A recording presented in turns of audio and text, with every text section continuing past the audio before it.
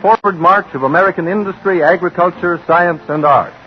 In the realm of research chemistry, where the name of DuPont is known the world over, the will to achieve, to build and rebuild, to produce better things for better living is but a reflection of traditional American spirit.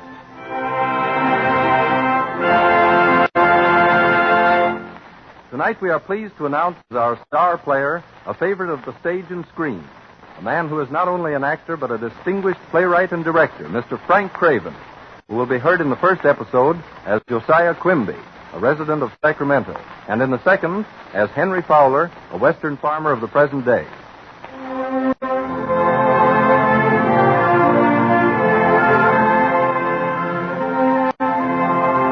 Tonight, the Cavalcade of America recreates two outstanding examples of the will to rebuild, events characteristic of thousands of similar happenings in American history. The spotlight swings back through the mists of time, back through 83 years. Our Cavalcade Orchestra takes us back to California in the early years of the gold rush with the 1849 Overture.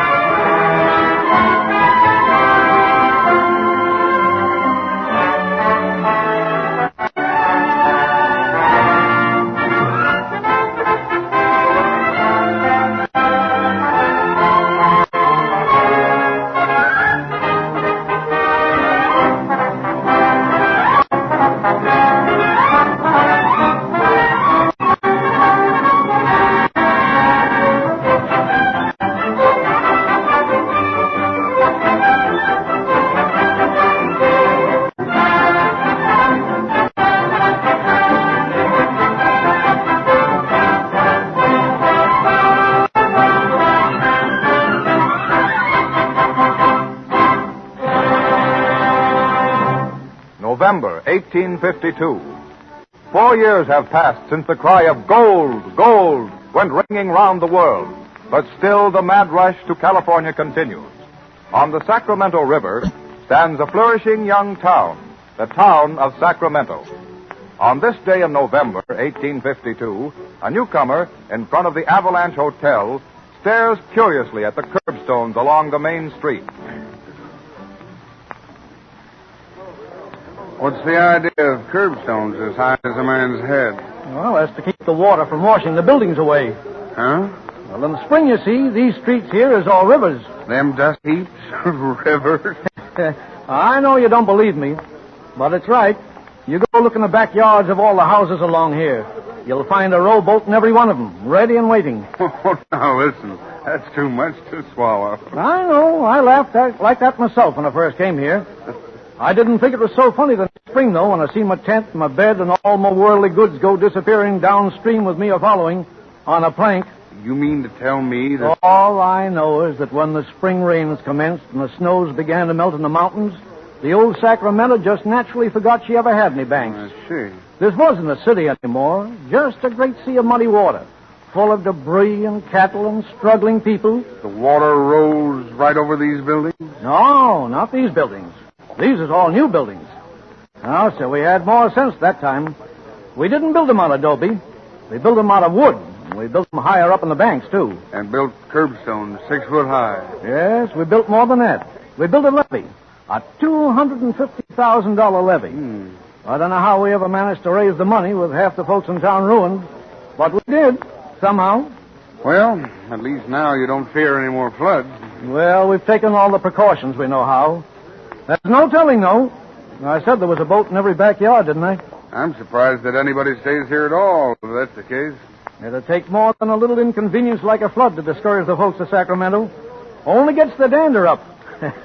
Makes the place grow. That's good. Oh, we've got great plans for Sacramento. We're going to lay out parks here one of these days, build schools. There goes the school bell now. Hey, that's no school bell. That's the fire bell. Fire? I can see it. Look! Yonder, see those sparks shooting up? They're blowing this way, too, right across the town. Good Lord! Quick, come on, let's go.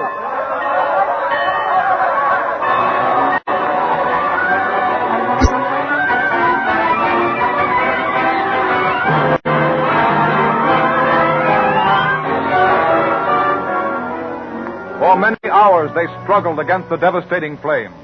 Building after building fell to the ground in spite of their efforts. Josiah Quimby and the others stood watching Sacramento become a mass of smoldering ruins.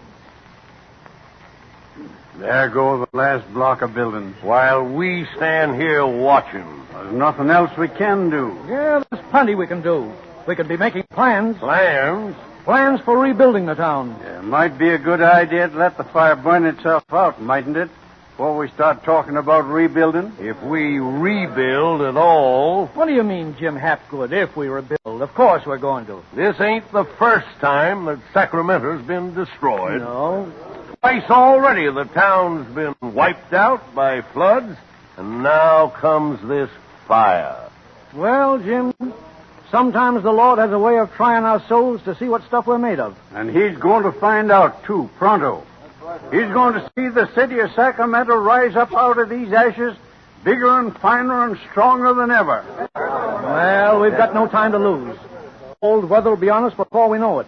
We ought to start rebuilding just as fast as we can get the debris cleared away. Well, we can get lumber up here from San Francisco in a couple of weeks. Yeah, we'll need more lumber than San Francisco's got to rebuild all of Sacramento. Well, there's big supplies in Stockton, Marysville, Nevada City. We'll need all of them. All the lumber we can lay our hands on. Hundreds of thousands of feet of it. Hundreds of thousands?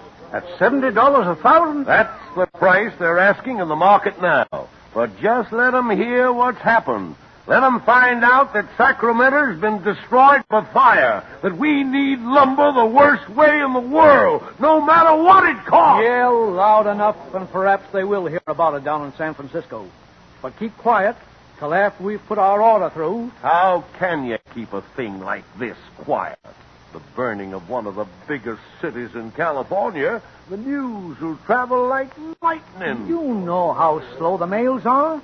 If we start out right now, tonight, and stop for nothing, we ought to get to San Francisco and the rest of these places before anybody else traveling that way carries the news to them. And if they do hear of it before you get there... Well, then that'll be just one more piece of hard luck for Sacramento. But at least we can try.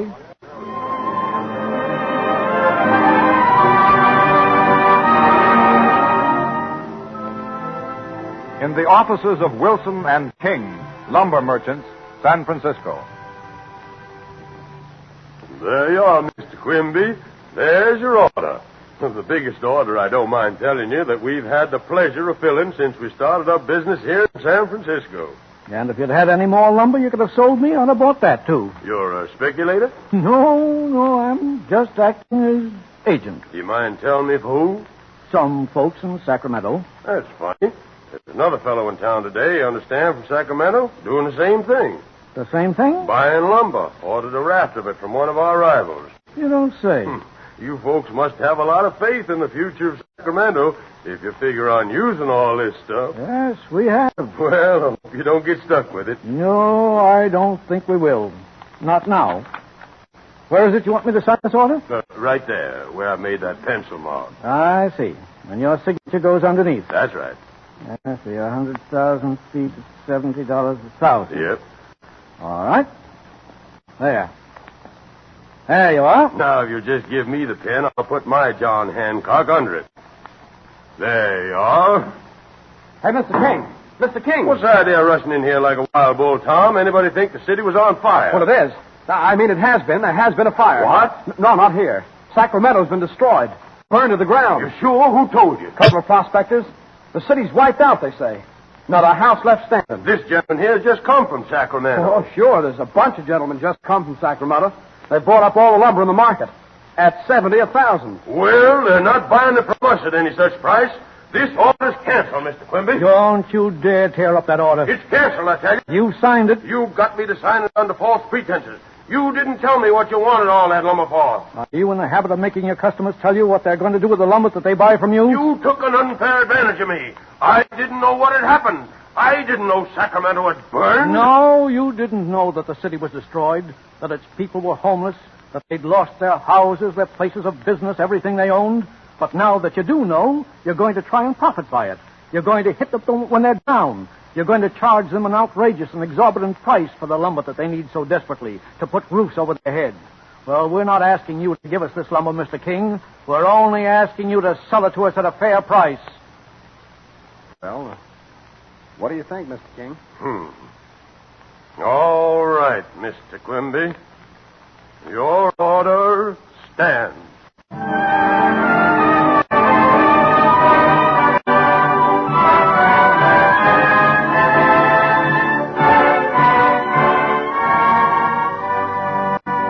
Through the years, to the present day, Americans in many communities have demonstrated many times that the will to rebuild is a trait deep set in the American character.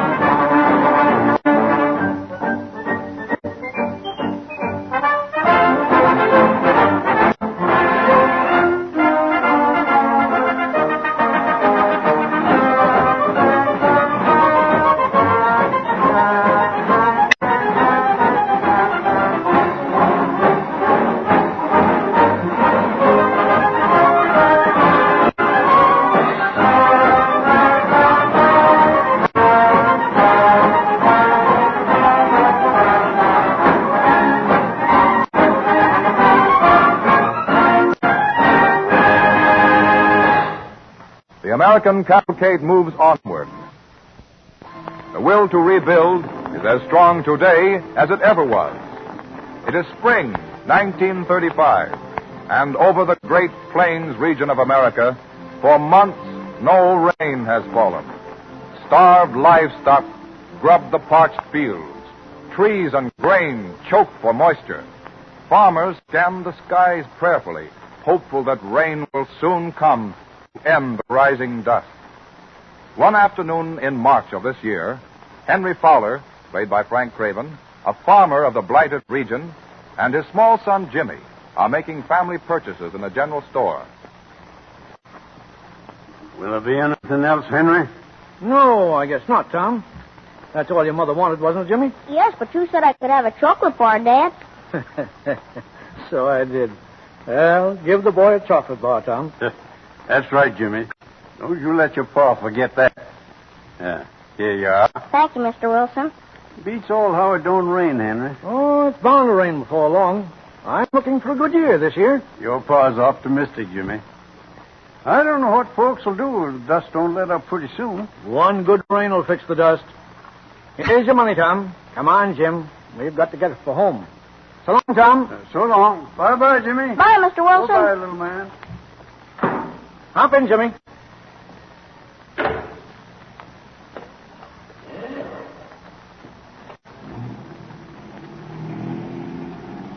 It's getting dustier than ever. Gee, Dad, what did he mean? What did who mean, Jimmy? Mr. Wilson in the store, when he said he didn't know what folks would do if the dust doesn't quit. Well, he meant it to be pretty bad for the crops if the dust gets bad. Nothing will grow? On our farm either? Well, not if it gets real bad. Oh, that's all right. We can buy stuff at the store, can't we, Dad? Huh? Yes, sure, son, yes. We can buy stuff at the store. Gee, it's getting dark. Dad, quick, look. What? What is it? That big black cloud. Maybe it's going to rain. No such luck, Jimmy.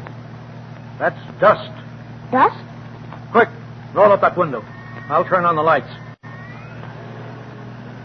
Gee, it's getting just like night out. Now, don't get scared, son.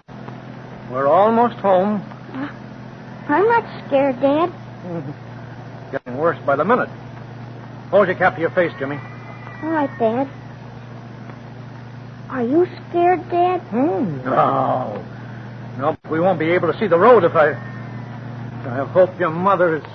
The car stopped, Dad. Huh.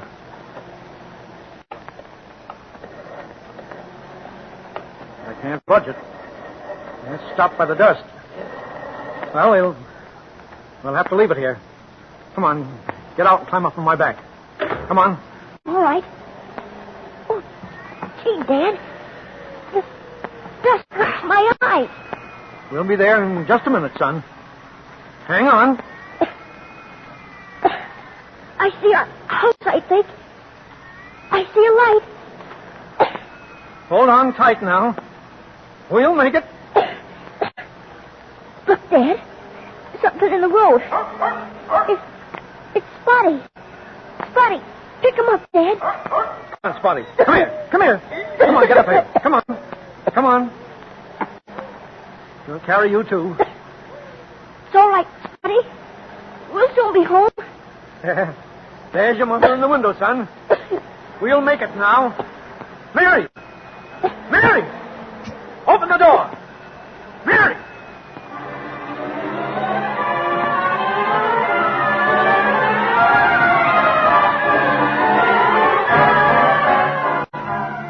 March 25th, 26th, 27th, 28th, March 29th.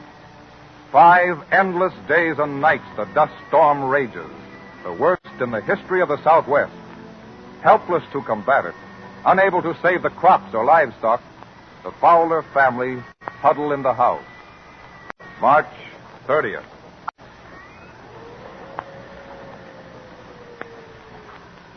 Henry, what are we going to do? Well, there's nothing we can do, Mary. Just sit and wait. That's all. That's all there is to do. Dad, you mean I can't ever go to school again? Sure, Jimmy. Just as soon as the storm dies down. Just as soon as the storm dies down. Just as soon as the storm dies down. Mary. I'm sorry, Henry. But I can't stand it much. You won't have to, Mary. Can't last forever, you know. Oh, I suppose not. 5 days. Oh, look at this house. Dust. Dust everywhere. Comes in the windows even when they're open. Well, don't forget we're not the only ones. We've got a roof over our heads anyway. Gee, I feel sorry for the cattle and sheep and dogs like Spotty if they're outside. Don't you think you ought to go to bed, Jimmy? Oh, no. I can't sleep anyway with the old dust on my nose. Golly, I wish I could look out of the window. Ain't it funny to have the lamp lit all the time, in the daytime even? Henry, do you think the farm's gone? Well, don't be discouraged, Mary. I know it's bad, but we've just got to make the best of it. But we had the crops all in. Well, we'll put them in again. Then if we get just one good soaking rain... If we get a good rain. Oh, if we could only have a little rain.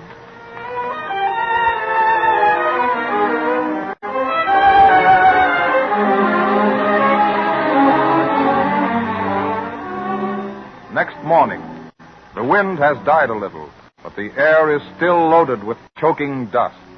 There has been no dawn, no sun. Did you get any sleep, Mary? Oh, yes, a little, Henry. But it's so hard to breathe. Oh, of course, the wet paws help. Oh, I wish I could do something. Anything except just sit here. I can see out of the window. Ooh, look at that cherry tree. The whole trunk is buried. Can I go to school today, Dad? School? Mary? That gives me an idea. What? Wait a minute. What's Tom's number? Why? Tom, I know. Hello, Central? Are the lines open? Good. Central, call 74, ring 2. Yeah. Hello? Hello, Tom? This is Henry. Is anybody getting through to town? A few, huh? Well, look. Can you be at the schoolhouse in 2 hours?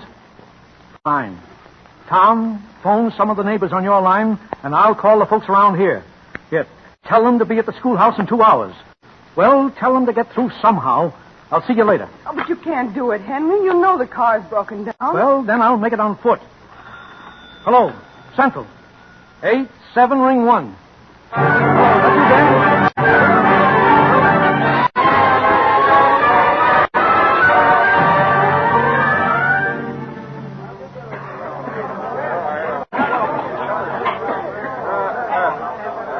How many are there here, Tom? About 25, I reckon. The lights west of here is all down, Central told me. I couldn't get a soul west of here. What's the matter with the lights? All the lights in the village went bust 2 days ago. I brought some candles from the store. Here, I'll get them lit up. You got a match, Henry? What's the idea, Henry? What's the good of a meeting? Listen, you men.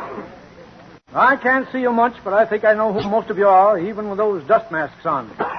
Listen, I was sick and tired sitting in the house helpless. I know you are, too.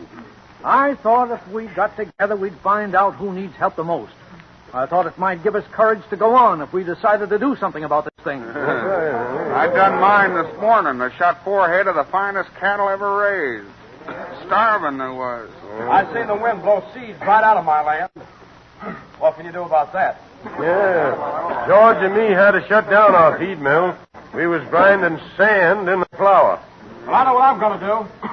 And right quick. I'm going to take my wife and kids and get out of here.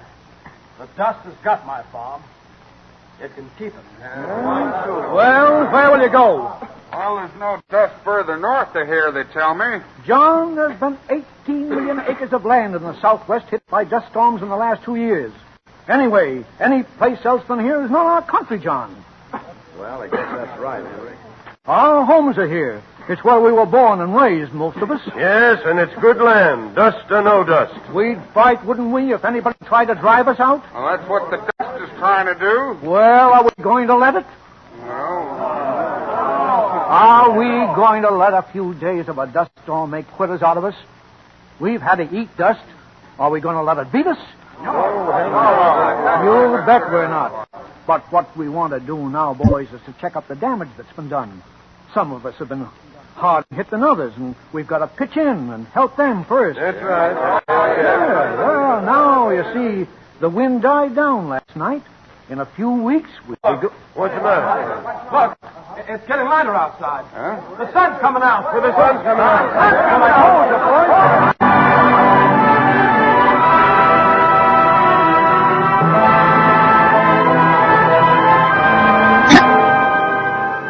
And so, on the morning of March 30th, hope comes to the stricken country. But for 2 months more, the dust clouds continue. Not until May does rain bring a relief. Ever hopeful, the farmers put in another planting, care for their livestock, hold courage in their hearts, and finally reap a full harvest. And so, one day this fall, Henry Fowler and Jimmy are jogging again over the same road toward the general store.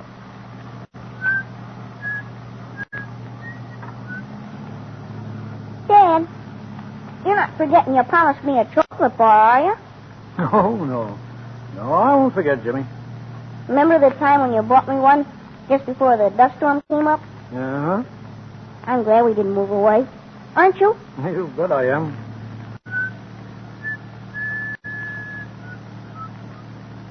Will I own a farm someday when I grow up? Of course you will. Just like your grandpa and me. Will there be dust storms then too, Dad? Maybe not, Jimmy. Maybe by the time you own the farm, we'll have found some way to prevent them. Oh, I wouldn't care if there were. I'd stay. Just the way you and Mom did. Sure you would. And when you grow up, you'll understand the reason you'll stay. We're the sticking kind, Jimmy. Like your grandpa and my grandpa. What we struggle to get, we fight to keep. That's our heritage. You can't understand that word yet. But someday you will, Jimmy. Someday you will.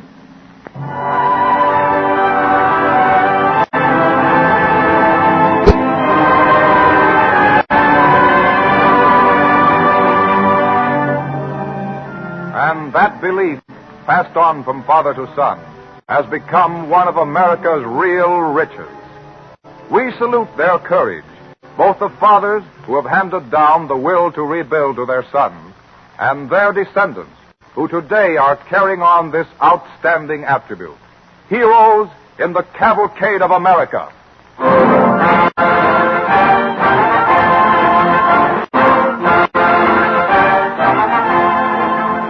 And here's another short story of rebuilding. The story of an amazing conquest in the realm of agriculture. Growing things need nitrogen, and plants take it out of the soil faster than nature can replace it. This was a challenge to the skill of man to improve on nature's method of rebuilding the soil. Turn back the years to 1898, to a day in September in Bristol, England. The British Association for the Advancement of Science is holding its annual meeting. Sir William Crookes, one of the foremost scientists of all time, rises to issue a solemn warning, charging chemists with a vital duty to mankind. Are we to go hungry and to know the trial of scarcity? That is the poignant question. Let us remember that plants create nothing. There's nothing in bread that is not absorbed from the soil and the air. And unless nitrogen is returned to the soil, its fertility must ultimately be exhausted. The fixation of atmospheric nitrogen, therefore, is one of the great discoveries awaiting the ingenuity of chemists.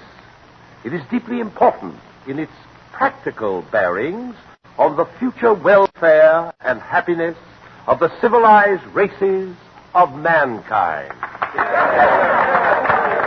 Sir William gave this warning to the world because he feared the natural deposits of nitrates in South America would be exhausted unless some other source was found. Fortunately, chemists accepted his challenge, rolled up their sleeves, and went to work. By 1902, they actually had succeeded in capturing the nitrogen from the air, experimentally to be sure. But the job of rebuilding the soil was on its way. American chemists were pioneers in the first stages of this work. In 1926, in our own country, the DuPont Company started the production of fixed nitrogen on a really commercial scale. And today, DuPont is producing quantities of this vital compound for the needs of America's agricultural lands.